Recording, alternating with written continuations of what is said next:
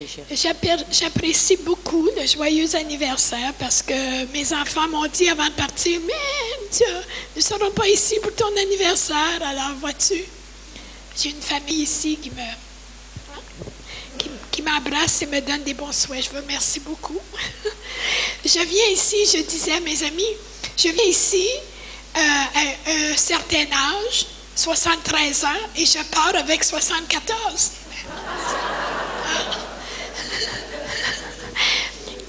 Et le prochain voyage, c'est Ray qui va changer d'âge le temps qu'il va être ici en France aussi, au mois de mai. Tu ne savais pas?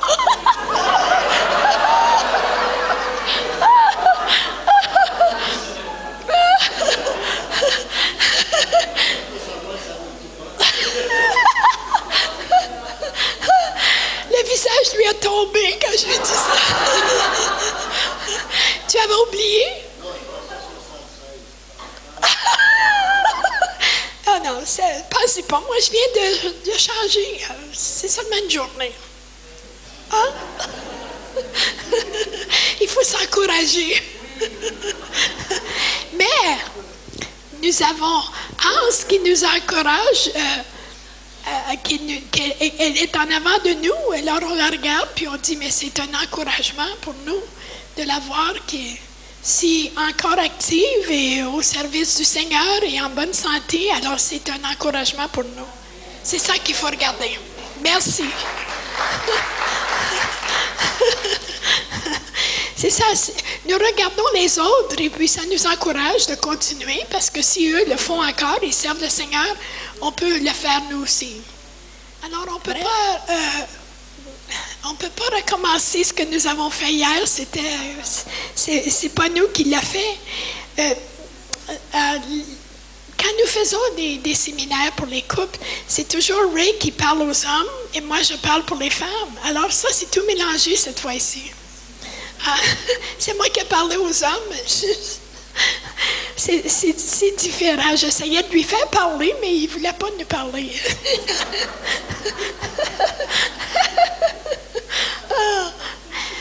Mais il y a d'autres parties aussi. Les parties de l'épouse, il y a des responsabilités de l'autre côté aussi. Il n'y a pas seulement les hommes qui doivent ouvrir leur compartiment. Il y a des femmes qui doivent avoir la sagesse de savoir comment parler quand c'est fini, certaines choses, mais là, tu les laisses en arrière.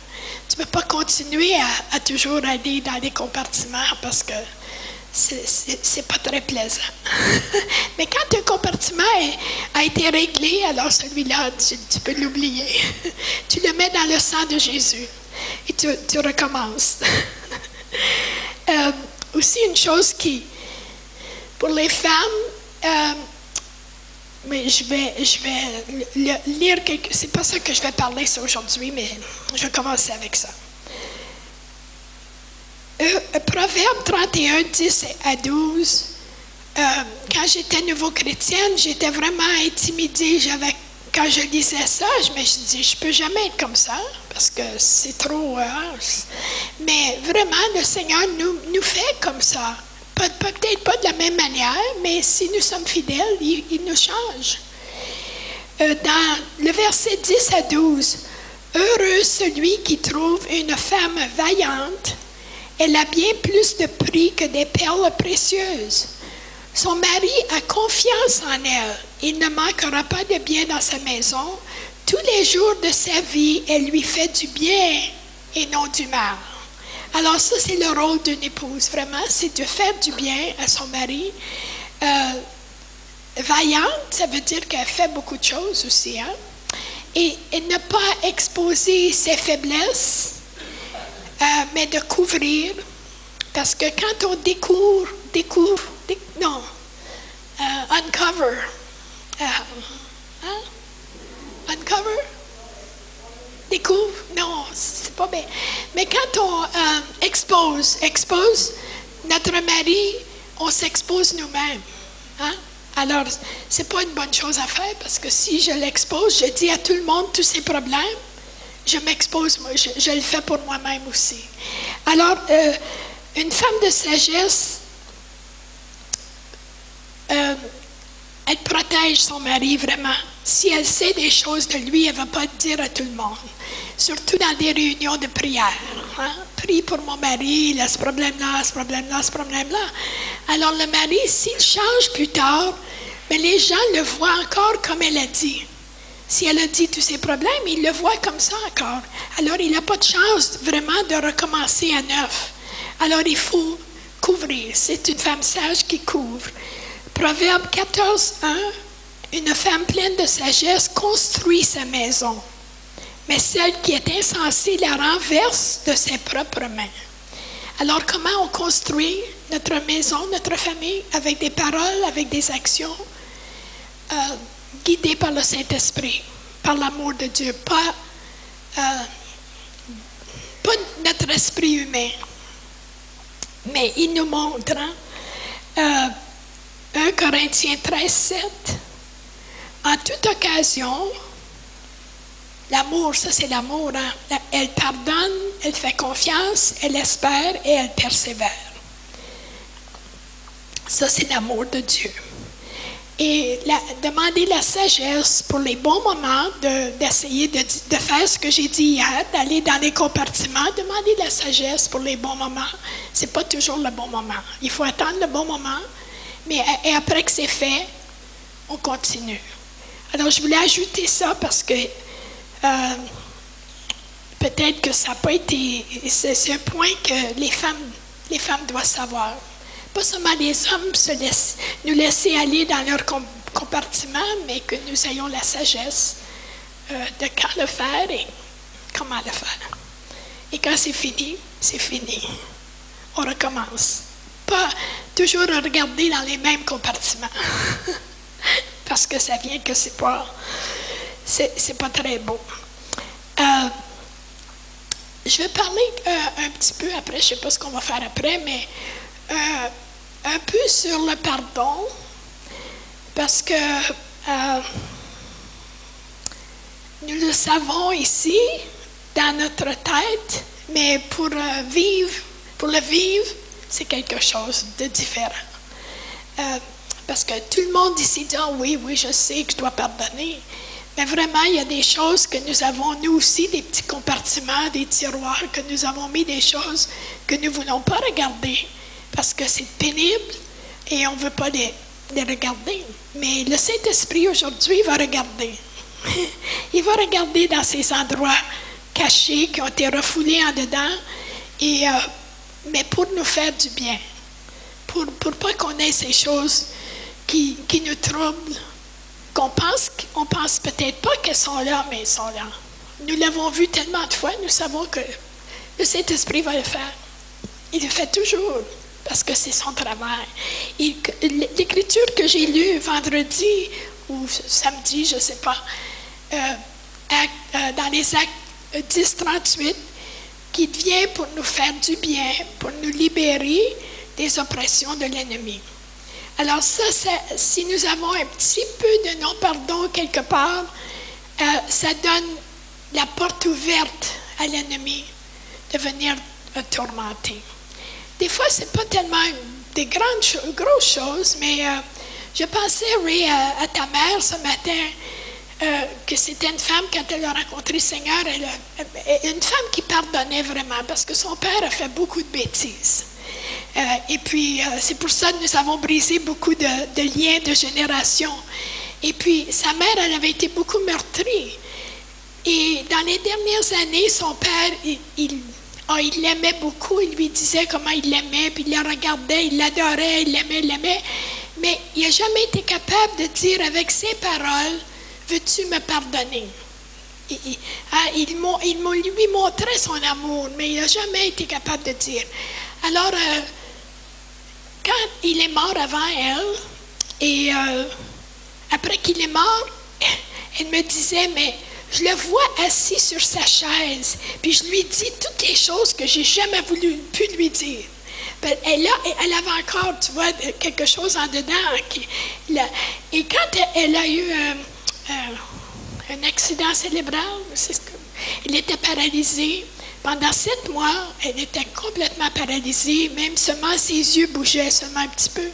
Et puis on se demandait, mais pourquoi, Seigneur, tu ne l'amènes pas au ciel parce qu'elle est prête et puis elle ne peut plus bouger, elle est prisonnière dans son corps. Et puis quelques jours avant qu'elle meure, Ray a eu la pensée du Saint-Esprit d'aller la voir à l'hôpital et de lui demander pardon, le pardon que son père n'avait jamais demandé.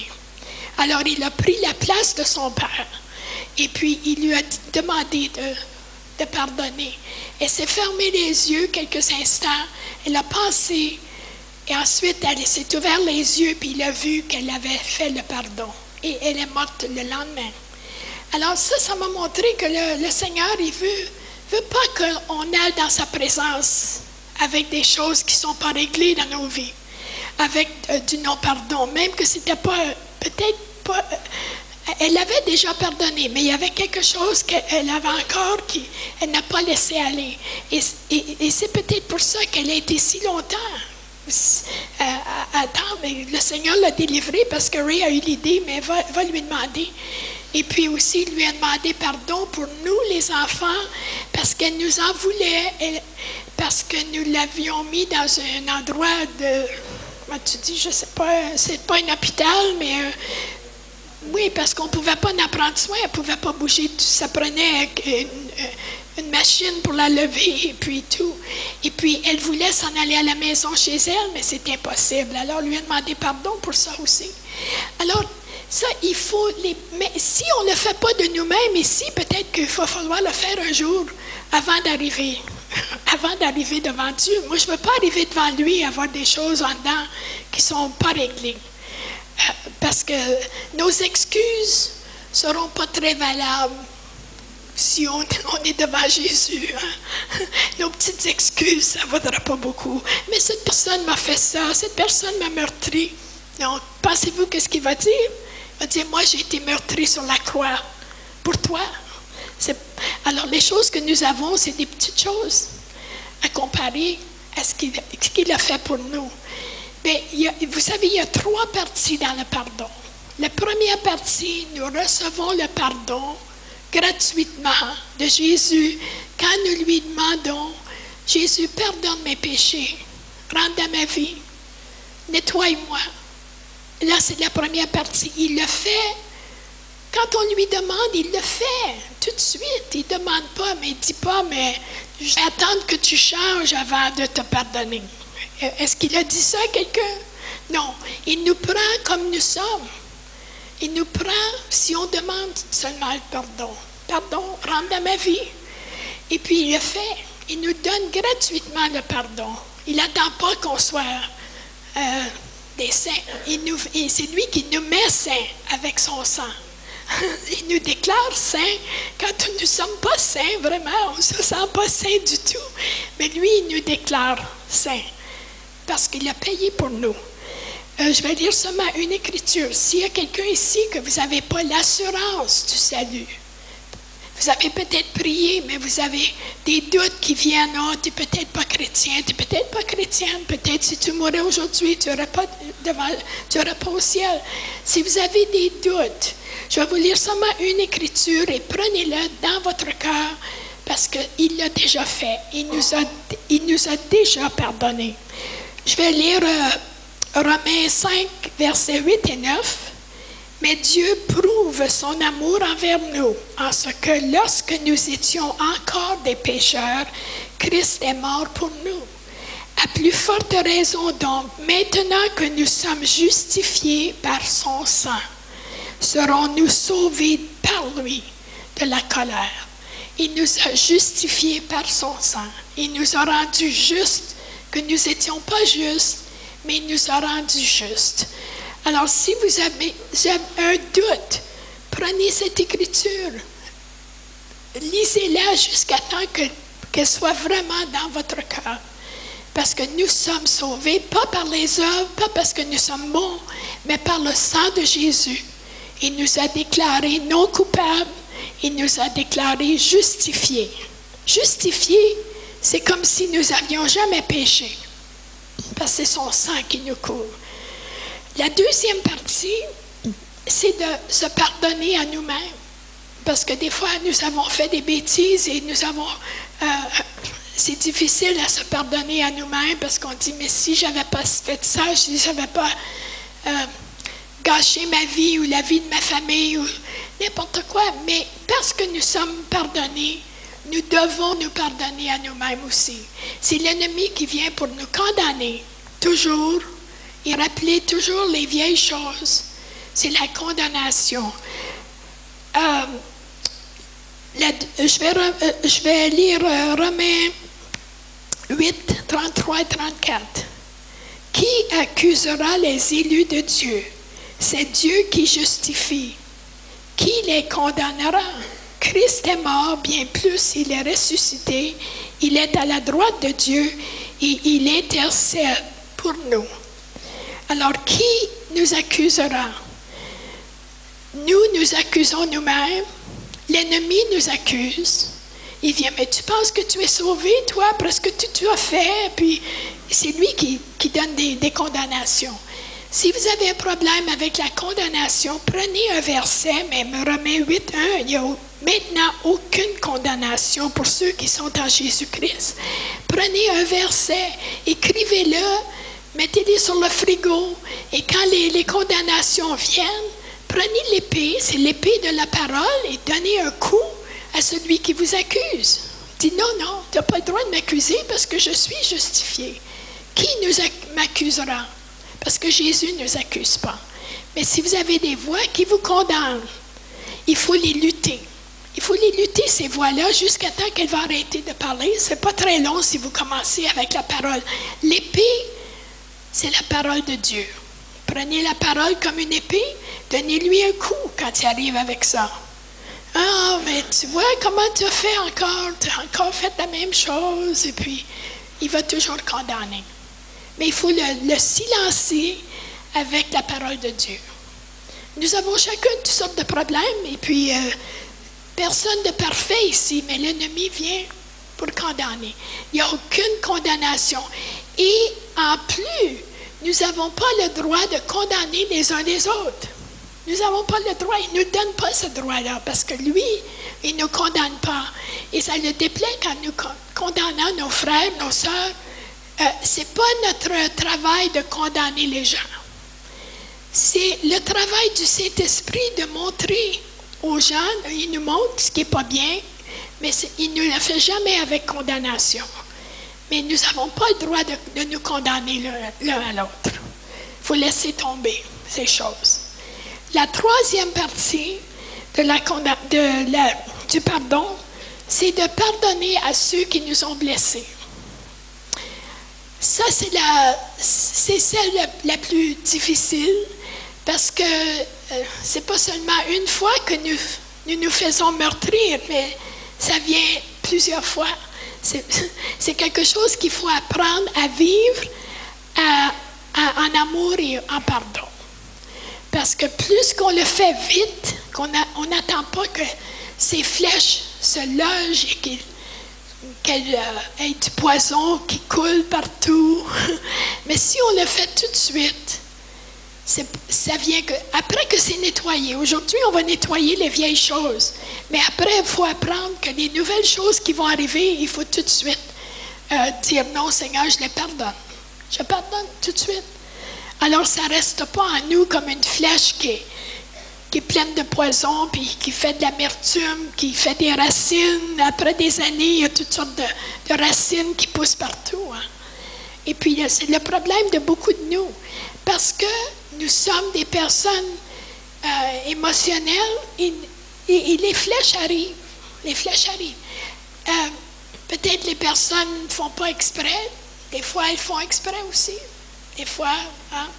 Mais toutes sortes de choses qui sont arrivées dans notre vie pour nous causer du chagrin, nous causer de la peine, nous causer du rejet. Mais il faut pardonner quand même.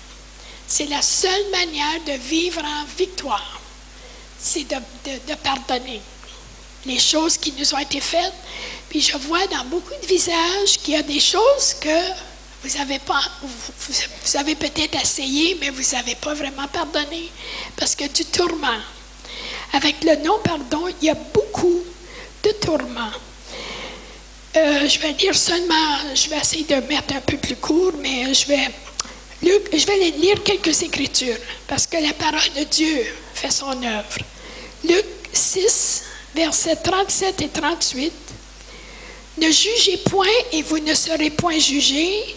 Ne condamnez point et vous ne serez point condamnés. Absolvez et vous serez absous. Donnez et vous sera donné. On versera dans votre sein une bonne mesure, serrée, secouée et qui déborde, car on vous mesurera avec la mesure dont vous vous serez servi. Alors ce verset, c'est bon pour l'argent, on donne des offrandes, on sait que nous allons recevoir, mais c'est aussi pour le pardon et le jugement, la condamnation qu'on donne aux autres. Si on condamne, ça va revenir sur nous. Alors moi, j'aime pas ça que ça revienne sur moi. J'aimais mieux l'envoyer, mais j'aimais pas que ça revienne. Alors j'ai appris à pas l'envoyer pour pas que ça revienne. C'est un peu égoïste, mais c'est la parole de Dieu quand même. Quelqu'un a dit une fois, c'est comme une boule de démolisseur qui envoie la boule, mais elle a une chaîne avec. Et quand elle revient, boum! Alors, je voulais pas qu'elle revienne. J'aimais mieux l'envoyer, critiquer ou faire des choses comme ça, mais quand elle revient, c'est moi qui l'ai. Alors, je veux pas vivre comme ça. 1 Pierre 3, 9. Ne rendez point mal pour mal ou injure pour injure. Bénissez au contraire, car c'est à cela que vous avez été appelés, afin d'hériter la bénédiction. Nous serons bénis. Moi, je veux hériter la bénédiction. Proverbe 24, versets 17, 18 et 29. Ne te réjouis pas de la chute de ton ennemi et que ton cœur ne soit pas dans l'allégresse quand il chancelle, de peur que l'Éternel ne le voie, que cela lui déplaise. Il ne faut pas ne dis pas, je lui ferai comme il m'a fait. Je rendrai à chacun selon ses œuvres. Des fois, on ne le dit pas avec notre bouche, mais dans notre cœur, si quelqu'un nous a fait mal et puis un malheur lui arrive, on dit « Ah oui, il méritait vraiment des choses comme ça. » On ne le dit peut-être pas avec notre bouche, mais en dedans, on se réjouit que notre ennemi a un malheur ou quelque chose y arrive. « Ah oui, il le méritait. Hein? » Combien de nous avons dit « Pensez », mais le Seigneur, il voit nos pensées et il dit que ça lui déplaît. Alors, si vous ne voulez pas lui déplaire, quand on lui déplaît, on n'a pas la bénédiction. Pour avoir la bénédiction, il faut faire ce qu'il nous dit. Colossiens 3, 13. Supportez-vous les uns les autres, et si l'un a sujet de se plaindre de l'autre, pardonnez-vous réciproquement, de même que Christ vous a pardonné, pardonnez-vous aussi. Alors, c'est très clair. Ce n'est pas marqué nulle part qu'il faut que tu aies le sentiment de pardonner. Parce que quand tu t'es fait faire mal, tu n'as pas le sentiment de pardonner. Il faut le faire par la foi. C'est une décision qu'on prend. Puis on dit, je fais le choix de pardonner à ceux qui m'ont fait mal. Alors, si on attend de dire « Ah oui, je sens vraiment que je veux le pardonner », ça ne viendra jamais. Parce que si quelqu'un te fait mal, tu n'as pas le sentiment de le pardonner. Mais si on fait le choix par la foi, le Seigneur va s'arranger avec nos sentiments. Ça n'a rien à faire avec les sentiments. Comme le salut n'a rien à faire avec le sentiment, on prend le pardon parce qu'il le fait. C'est par la foi. Alors, le pardon, c'est un choix. Je sais, quand j'étais vraiment meurtrie, je n'aurais pas, avec mes sentiments, pardonné. Mais parce qu'il m'a dit de pardonner, nous avons parlé d'obéissance. Ça, c'est par obéissance. Parce qu'il nous a pardonné, il dit, vous n'avez pas le choix. Éphésiens 4, 32, soyez bons les uns envers les autres, compatissants, vous pardonnant réciproquement comme Dieu vous a pardonné en Christ. C'est parce que nous sommes pardonnés que nous pouvons pardonner et que nous devons pardonner. Et ce n'est pas à nos amis, mais c'est à ceux qui nous ont fait mal. Et il y a 100% de mains ici qui se lèvent en disant « Oui, je me suis déjà fait faire mal. » C'est dans la vie. Hein? J'aimerais vous dire qu'aujourd'hui, c'est fini. Après aujourd'hui, on pardonne, puis personne ne nous fait mal. Mais c'est pas vrai. C'est pas vrai. Ça va arriver toujours. Et plus qu'on s'ouvre le cœur pour aimer, des fois on se fait mal plus, mais nous avons la réponse. Il dit, si quelqu'un te fait mal, tu les pardonnes et je te guéris. Lui, il le fait. Et il y a seulement lui qui peut. C'est un miracle. C'est un miracle, le pardon. C'est un miracle que nous sommes pardonnés. Et c'est un miracle que nous pouvons pardonner aux autres et que le Seigneur nous donne la grâce de le faire et nous guérit si on s'est fait faire mal. C'est vraiment miraculeux. Ça ne se fait pas avec... dans le monde, tu ne peux pas le faire. Ça ne va pas assez loin. Ça ne va pas assez creux. Je vais seulement lire ici une petite histoire parce qu'on se voit vraiment dans ce Matthieu 18. Vous la connaissez tous, mais écoutez avec des nouvelles oreilles. Le verset 21 à 35. C'est quand Pierre s'est approché de Jésus, puis il lui a dit, « Oh Seigneur, combien de fois pardonnerai-je à mon frère lorsqu'il péchera contre moi? Sera-ce jusqu'à 7 fois? » Il lui disait 7 fois, parce que moi les pharisiens demandaient, je crois c'était 3 fois. Alors lui, il était pour être vraiment un héros de la foi. Et Jésus dit, non, je ne te dis pas jusqu'à 7 fois, mais jusqu'à 70 fois 7 fois. Ça, c'est différent. Alors Jésus dit dans cette parabole, c'est pourquoi le royaume des cieux est semblable à un roi qui voulut faire rendre compte à ses serviteurs. Quand il se mit à compter, on lui en amena un qui devait 10 000 talents. C'est peut-être comme 10 millions d'euros. C'est un montant assez gros que tu ne peux jamais le payer. Comme il ne pouvait pas le payer, son maître ordonna qu'il soit vendu, lui, sa femme, ses enfants et tout ce qu'il avait, et que la dette soit acquittée. Le serviteur se jeta à terre, se prosterna devant lui et dit, « Seigneur, aie patience envers moi, et je te paierai tout. » Ému de compassion, le maître de ce serviteur le laissa aller et lui remit la dette.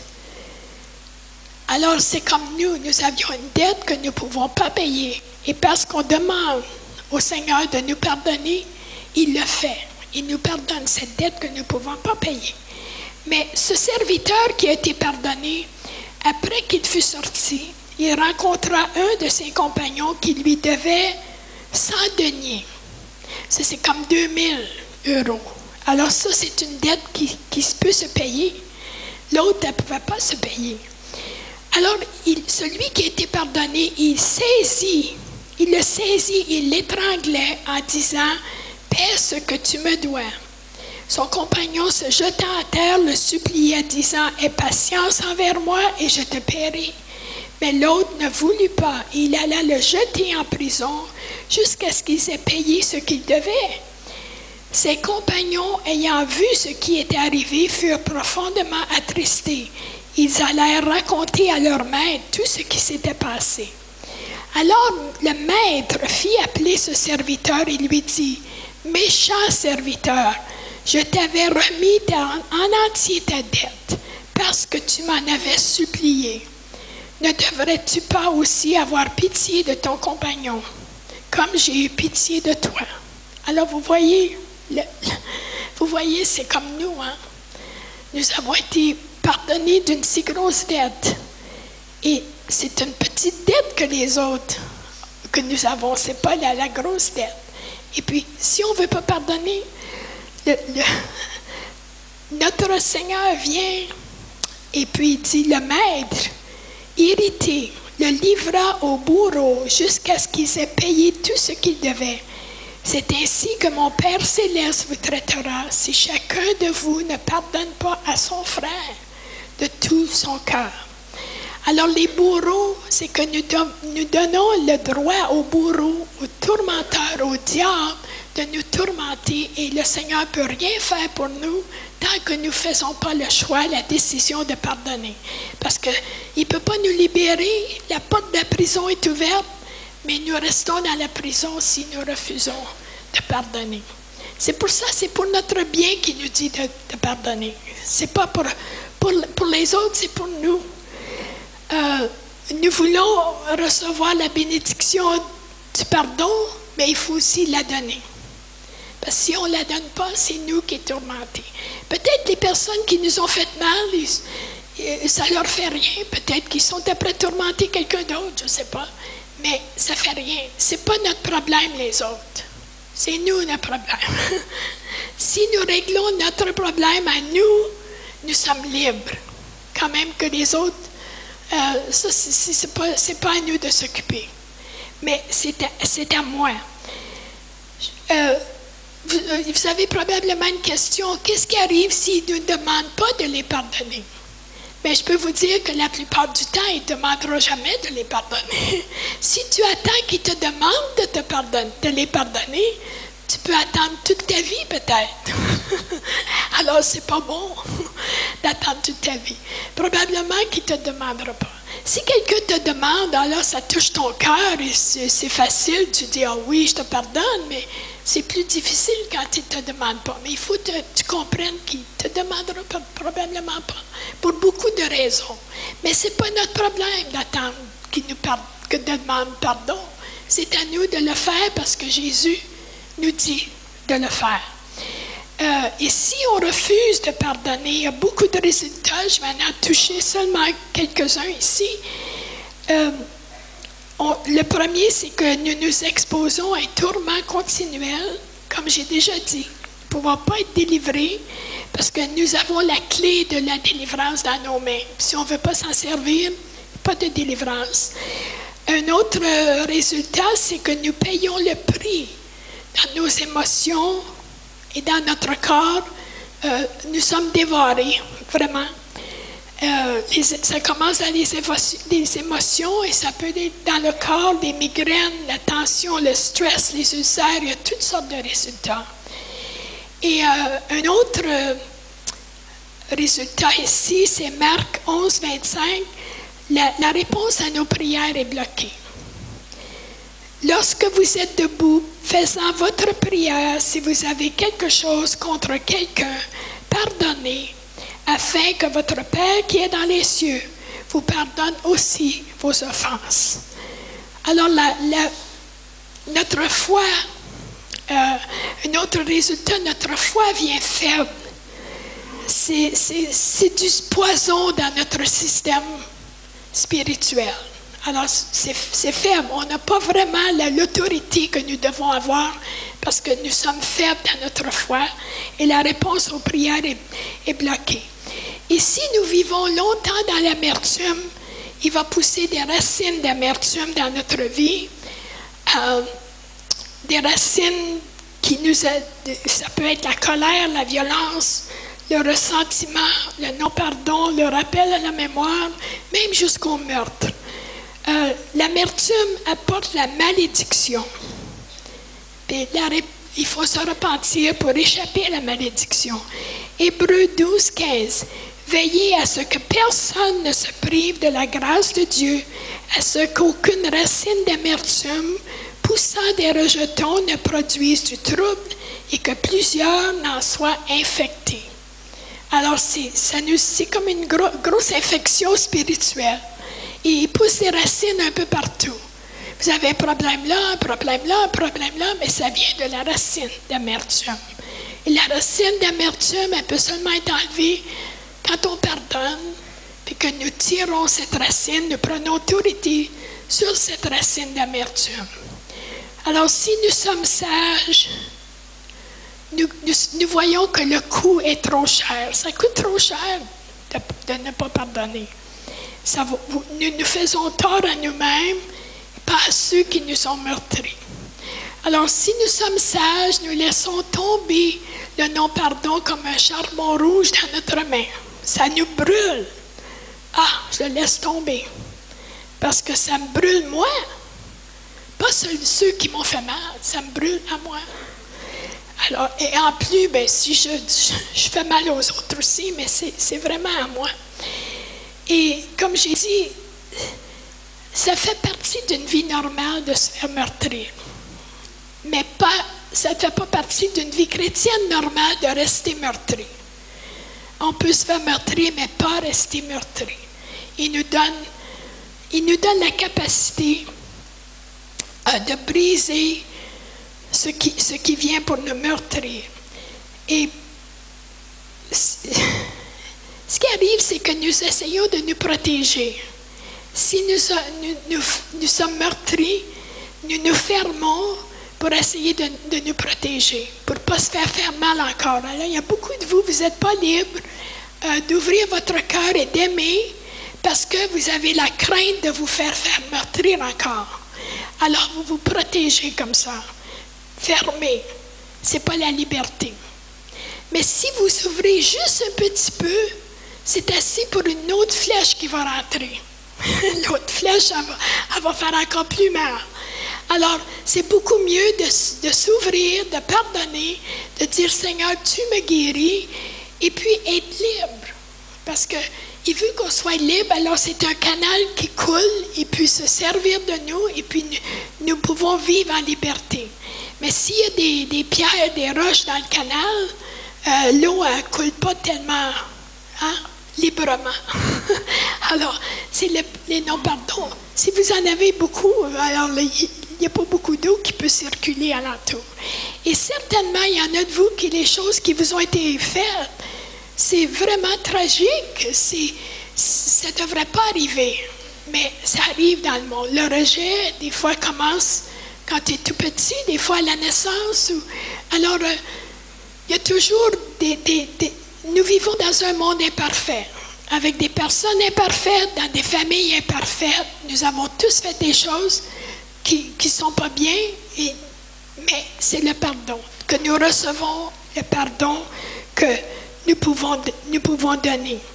Il faut s'ouvrir complètement. Et le Seigneur, c'est de lui faire confiance. C'est de lui faire confiance. Si il nous dit de pardonner, et puis il vient pour nous guérir, dans Luc 4, 18, l'Esprit du Seigneur est sur moi parce qu'il m'a oint pour annoncer une bonne nouvelle aux pauvres. Il m'a envoyé pour guérir ceux qui ont le cœur brisé. Alors c'est son ouvrage. Nous pardonnons, lui il guérit les cœurs brisés. Dans Proverbe 14, Psaume 147, 3, il guérit ceux qui ont le cœur brisé et il passe leurs blessures. Alors c'est sa promesse. Mais il dit, si tu pardonnes, je peux te guérir. Moi, j'ai eu plusieurs expériences, mais j'étais nouvelle chrétienne et j'étais vraiment naïve, oui, naïve. Je pensais maintenant, j'étais avec des chrétiens, je ne me ferais plus jamais faire mal. C'est vrai. Ben, je me disais, dans le monde, je me faisais faire mal, mais maintenant, je suis en sécurité, je suis avec des chrétiens, ils me feront pas mal. Mais c'est là que je me suis vraiment fait meurtrir parce que j'étais complètement ouverte et puis je me méfiais, j'avais pas de méfiance. Je faisais confiance à tout le monde, hein, et puis je me suis tellement fait faire mal que j'étais comme, pour une année au moins, j'étais comme une zombie. Je faisais mes ouvrages, mais j'étais comme morte en dedans parce que ça faisait tellement mal. J'étais par terre spirituellement, émotionnellement, physiquement, puis c'était vraiment un coup qui m'a... Vraiment, je pensais de mourir parce que ça me faisait tellement mal. Et puis après, mais je savais déjà que je devais pardonner. J'avais déjà appris. Alors j'ai dit, Seigneur, je les pardonne. Et puis, de petit en petit, peut-être 1 an, 2 ans, le mal commençait à s'en aller un peu à la fois. Alors, je pensais que c'est comme ça que c'était pour rester, que c'était de petit en petit, venait mieux. Mais après quelques années, j'ai revu les mêmes personnes et ça m'a fait mal autant que la première fois. Et je ne comprenais pas parce que j'ai dit, j'ai pardonné, peut-être je n'ai pas bien pardonné, je vais pardonner encore. Ah, je pardonne encore. Mais le mal était toujours là, c'était comme si c'était arrivé hier au lieu de là, 2-3 ans. Et puis c'était tellement vif. Et puis une journée, le Seigneur, parce que je questionnais, j'ai dit, mais qu'est-ce qui se passe? Je ne comprends pas pourquoi ça fait aussi mal. Et le Seigneur m'a dit, oui, c'est pas parce que tu n'as pas pardonné. Tu as pardonné, mais tu étais tellement meurtri que tout ce que je pouvais faire, c'est de mettre de l'huile sur ta plaie et mettre un pansement, mettre un gros pansement. Mais maintenant, tu es plus forte dans ma parole. Je t'ai donné le temps de guérir un peu. Maintenant, si tu me donnes la permission, je vais enlever le bandage et je vais nettoyer la plaie. Et alors, il dit, ça va faire mal un peu, mais seulement pour quelques instants. Alors, j'ai dit, OK, fais-le, Seigneur. Et puis, vraiment, je l'ai senti qu'il est venu, puis il a enlevé le bandage. Ça fait très mal, mais c'est pas seulement 1 minute ou 2. Et puis, il a nettoyé la plaie. Ensuite, il l'a refermée. Et c'est l'opération qu'il a faite dans mon cœur, que je sais que c'est possible, parce que je l'ai fait de l'expérience. Et je l'ai vu faire à beaucoup d'autres centaines de personnes qui l'ont fait. Quand on peut pardonner et lui demander.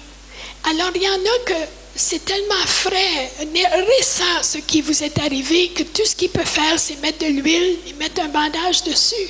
Mais il y en a que le bandage est peut-être là, ça fait longtemps, ou peut-être vous en avez jamais eu. Moi, je n'ai pas besoin de savoir. Mais lui, c'est le chirurgien par excellence, parce qu'il sait où vous êtes, il sait ce qu'il y a à faire, et c'est lui qui le fait. Moi, je suis seulement une garde-malade. C'est lui le chirurgien. Je voulais être une garde-malade quand j'étais petite, mais maintenant, je suis une garde-malade pour Jésus. C'est parce que c'est lui qui fait l'œuvre. Hein? Et puis, il ne charge rien, et ça ne coûte rien. Tu n'as pas besoin d'aller à l'hôpital. Tout ce que tu as à faire, c'est de pardonner, puis de dire, Seigneur, guéris mon cœur. Puis on va le voir aujourd'hui, ça va venir ici, une salle d'opération, juste pour un petit peu. Hein? Florence, elle sait, elle a déjà vu comment il le fait. Et puis ici, une racine. Il tire la racine par l'onction du Saint-Esprit. C'est lui qui le fait. Il tire cette racine d'amertume parce qu'il veut que nous soyons libres. Je vais vous donner seulement une petite prescription pour garder votre guérison, votre délivrance. Parce qu'après, il va y avoir des choses qu'il faut que vous fassiez. Il faut décider de ne pas vivre dans le passé, mais dans le présent.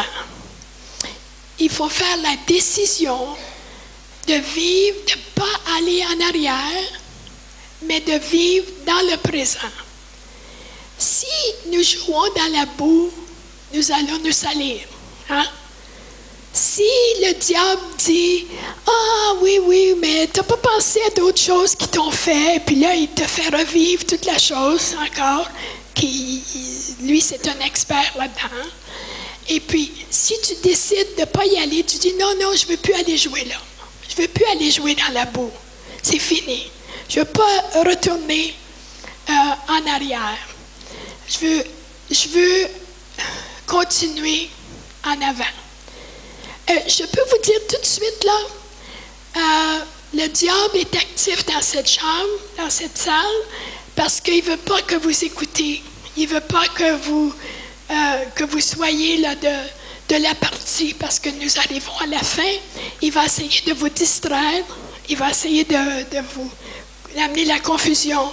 Alors, je prends autorité maintenant dans le nom de Jésus. Tout ce qui vient pour distraire, non, tu ne le feras pas dans le nom de Jésus. Je prends autorité contre l'ennemi dans le nom de Jésus pour que nous soyons attentifs pour avoir la victoire aujourd'hui.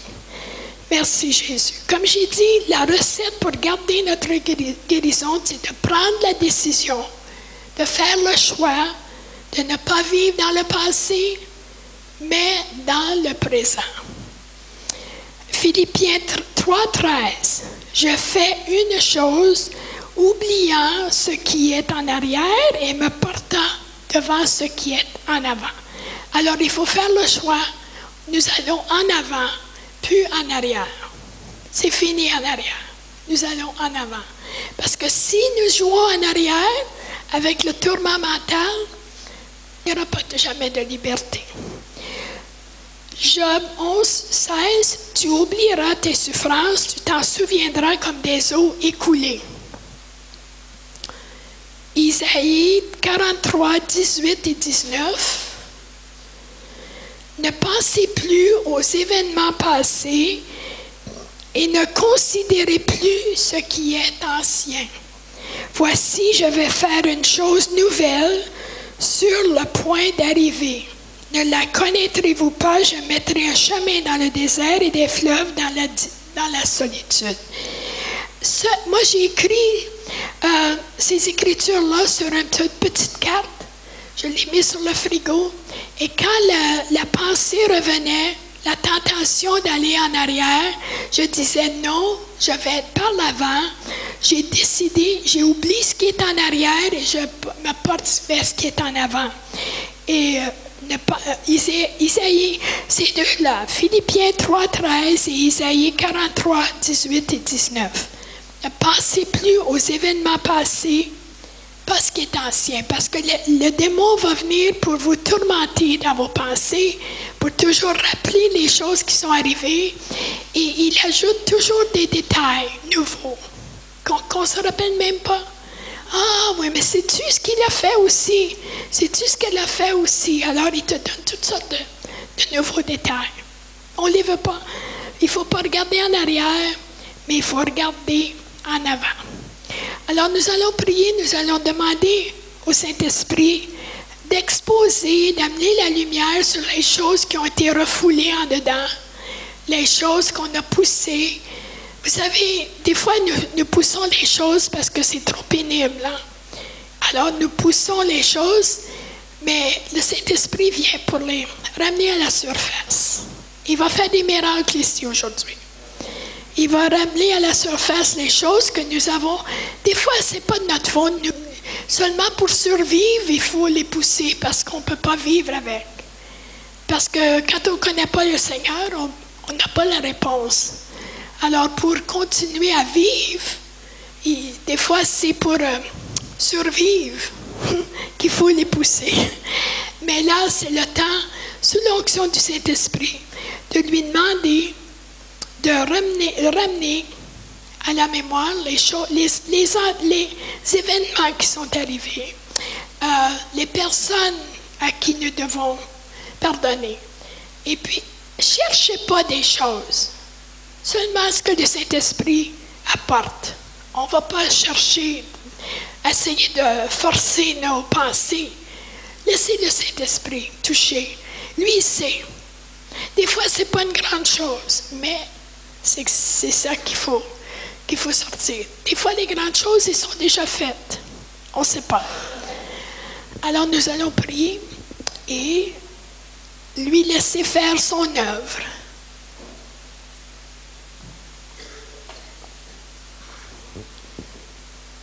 Alors, si vous voulez, vous êtes de la partie, répétez après moi. Nous allons prier tous ensemble. Merci Jésus. Merci Jésus. Seigneur Jésus, je te remercie parce que tu m'as pardonné tous mes péchés seulement parce que je t'ai demandé. Tu ne m'as pas donné de conditions. Et je te remercie. Je te remercie, Jésus. Oh, je suis très reconnaissant que par ton sang, tu m'as sauvé. Et aujourd'hui, je fais la décision, je prends la décision, en obéissance à ta parole, de pardonner ceux qui m'ont fait mal, ceux qui ont abusé de moi, ceux qui m'ont trahi. Aujourd'hui, je les pardonne parce que tu me le demandes. Je te remercie que tu me donnes la foi de pardonner. Merci Jésus. Et parce que j'ai pardonné, je te demande de me guérir, de guérir mon cœur, guérir mes émotions, de enlever la racine d'amertume, de ressentiment, toutes les choses que j'ai gardées dans mon cœur contre certaines personnes. Je les confesse à toi comme un péché et je te demande pardon d'avoir eu ces sentiments. Merci Jésus. Maintenant, Saint-Esprit, je te demande de ramener à ma mémoire toutes les personnes que je dois pardonner. Nous allons avoir un moment de silence et en dedans de vous, quand un nom vient à votre mémoire, dites-le à Jésus. Nous, on n'a pas besoin de savoir, mais dites-le, il va vous montrer les choses. Saint-Esprit, je te demande que tu touches les endroits qui ont besoin d'être touchés aujourd'hui, que tu ramènes à la mémoire les personnes, les incidents qui sont arrivés pour les meurtrir dans le nom de Jésus. C'est ta lumière qui vient maintenant exposer les endroits de noirceur dans le nom de Jésus. Merci Jésus. Merci Jésus. Même si les personnes sont décédées, il faut les pardonner quand même. Merci Jésus.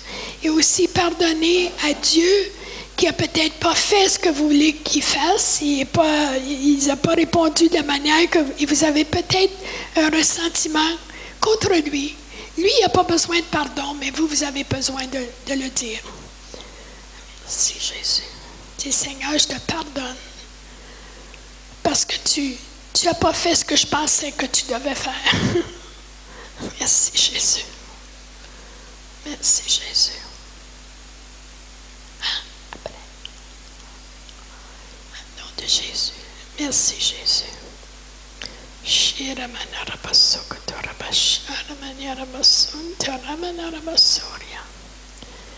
Merci Jésus.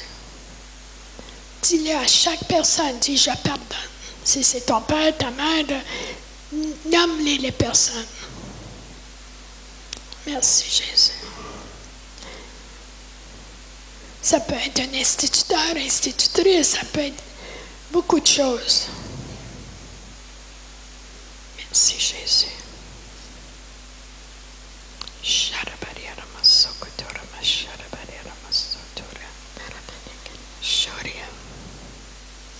OK, on va prier encore. Dites dans le nom de Jésus, je prends autorité sur les esprits d'amertume, les esprits de rejet, les esprits de tourment mental qui sont venus dans ma vie. Je les renonce. Je les commande de sortir maintenant dans le nom de Jésus. Et je demande à l'esprit de paix de me remplir. OK, ils sortent là, l'amertume, le non-pardon, dans le nom de Jésus. Tout le tourment mental, le rejet, dans le nom de Jésus. Je commande de sortir maintenant, dans le nom de Jésus.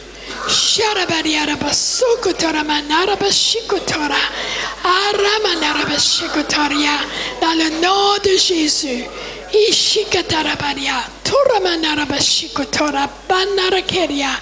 Tout le tourment mental, tu sors dans le nom de Jésus. Je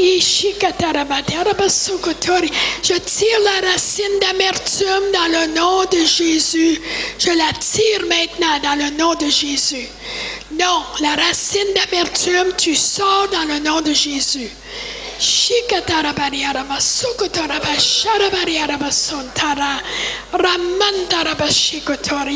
Dans le nom de Jésus, dans le nom de Jésus, l'onction du Saint-Esprit délivre dans le nom de Jésus. L'onction du Saint-Esprit dans le nom de Jésus.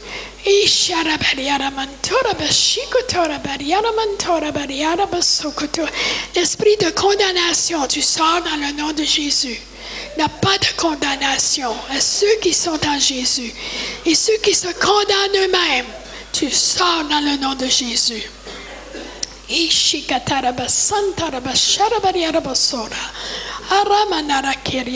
Dans le nom de Jésus. Il faut le renoncer violemment. Les violents s'emparent du royaume. Dans le nom de Jésus.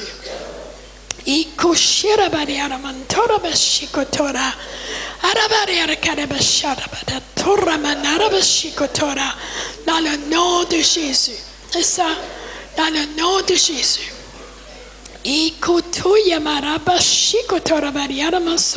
La crainte de rejet. La crainte de se faire meurtrir encore. Toutes les craintes dans le nom de Jésus. Tu sors maintenant. Dans le nom de Jésus.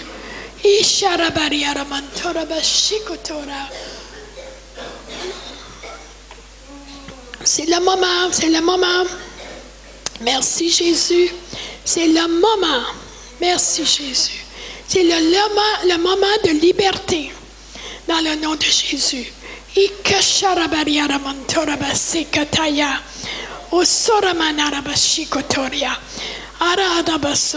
Dans le nom de Jésus. Merci Jésus. Gloire à toi Jésus.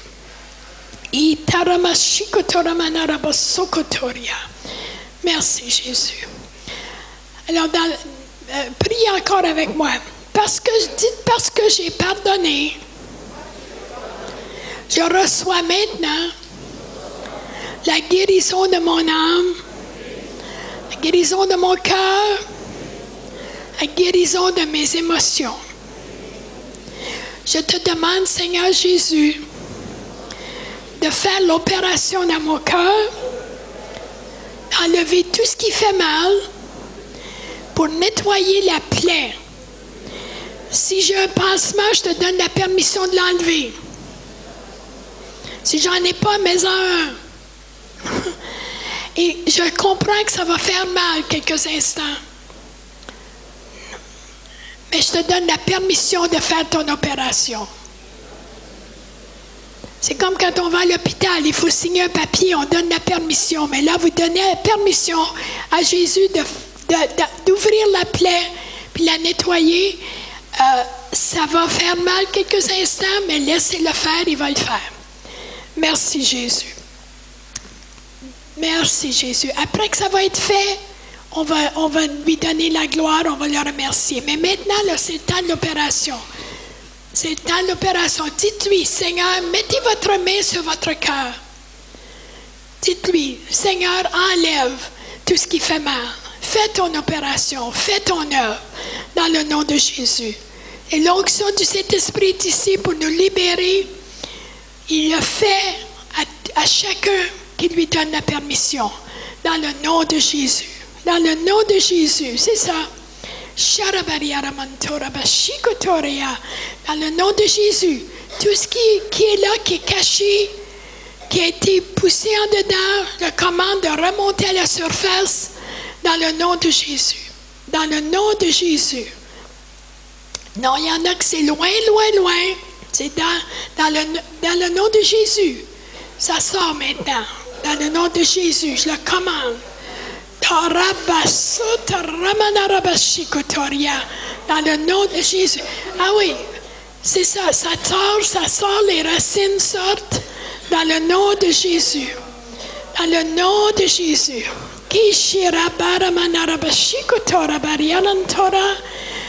Il y en a là, que l'opération a commencé. Si elle est commencée, venez ici sur le côté. Il y en a, je sais. Les autres, quand vous allez savoir que ça commence, là, vous venez. Dans le nom de Jésus. Merci Jésus.